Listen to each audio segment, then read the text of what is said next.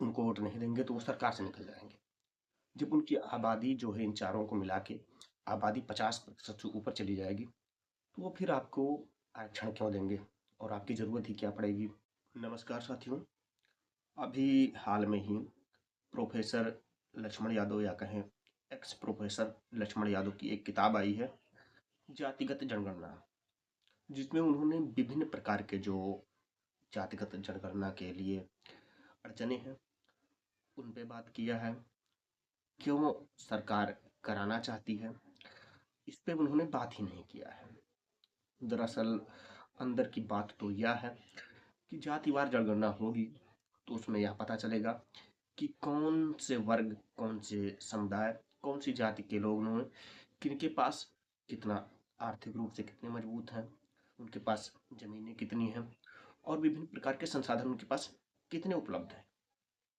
इन सब पे जो है एक जनगणना के हिसाब से एक नीतियाँ बनेंगी जब ये जनगणना आ जाएगी तो। लेकिन साथियों, उत्तर प्रदेश नहीं, भारत की सरकार ने अगले वर्ष ही जातिवार जनगणना को कराने के लिए हामी भर दी है और अभी 22 जनवरी को 2026 को 22 जनवरी 2026 को उन्होंने अधिसूचना भी जारी कर दी है कि अप्रैल माह से जो है जातिवार जनगणना शुरू हो जाए। तो फिर ये किताब लाने की क्या ज़रूरत है और इसमें बात करने की या चर्चा करने की क्या ज़रूरत है। साथियों, मैं एक बात पे स्पष्टता फोकस करके बात करना चाहता हूँ। जो ओबीसी समाज है उसमें खास करके यादव, कुर्मी, जाट और गुजर, ये 3-4 जातियां हैं।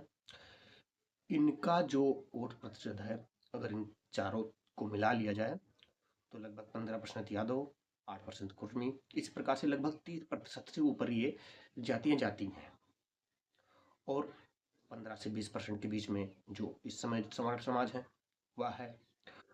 और जो ओबीसी का आरक्षण है वह जातिवार नहीं है। उसकी सीमा यही है कि उनकी पारिवारिक जो आय है वह 8 लाख से ऊपर चली गई तो वह ओबीसी के आरक्षण का लाभ नहीं ले पाएंगे।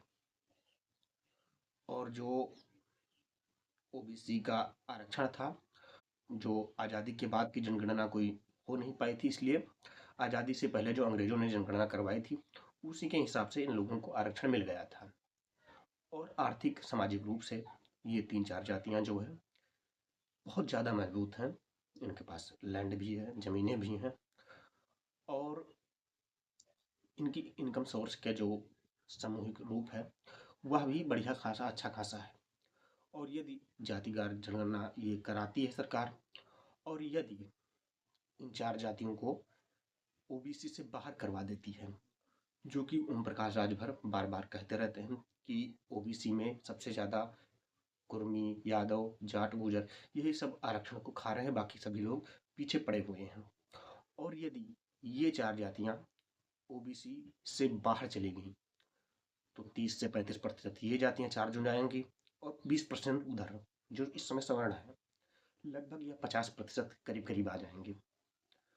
और फिर जो भी आरक्षण आपके पास पड़ा हुआ है, चाहे ओबीसी का हो चाहे एससी एसटी का हो, उसका कोई महत्व नहीं रह जाएगा, क्योंकि जब सरकारें ये लोग बनाते रहेंगे तो नीतियाँ भी इन्हीं के हिसाब से बनेंगी और सरकार भी इन्हीं के हिसाब से बनेगी। तो कोई आरक्षण आपको दे या ना दे उसका क्या कर लेंगे आप।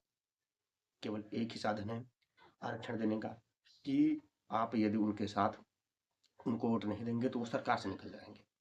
जब उनकी आबादी जो है इन चारों को मिला के आबादी 50% से ऊपर चली जाएगी तो वो फिर आपको आरक्षण क्यों देंगे और आपकी ज़रूरत ही क्या पड़ेगी। इसलिए यहाँ के जो ओबीसी एससी एसटी के लोग हैं उनको इस बात पे विचार करना चाहिए कि सरकार यदि कोई ऐसा फैसला लाती है कि ओबीसी से यादव, जाट, गुजर और कुर्मी को यदि निकालते हैं तो उनका पूर्ण रूप से विरोध करना चाहिए। और यदि विरोध नहीं करते हैं तो इसका परिणाम आगे आने वाले समय में बहुत बुरा झेलना पड़ेगा ओबीसी एससी एसटी सभी समाज को। और प्रोफेसर लक्ष्मण यादव ने शायद इस विषय पे कोई कवर अप किया नहीं है, इसलिए मैंने सोचा चलिए मैं ही इस पे कुछ 2-4 बातें जो मुझे लगती हैं, जो अंदरूनी रूप से मुझे पता चल रही हैं, उनको मैं आपके सामने लाता हूँ। बाकी यदि आपको कुछ और कहना है तो कमेंट बॉक्स खुला हुआ है, कमेंट बॉक्स में ज़रूर बताइए। नमस्कार।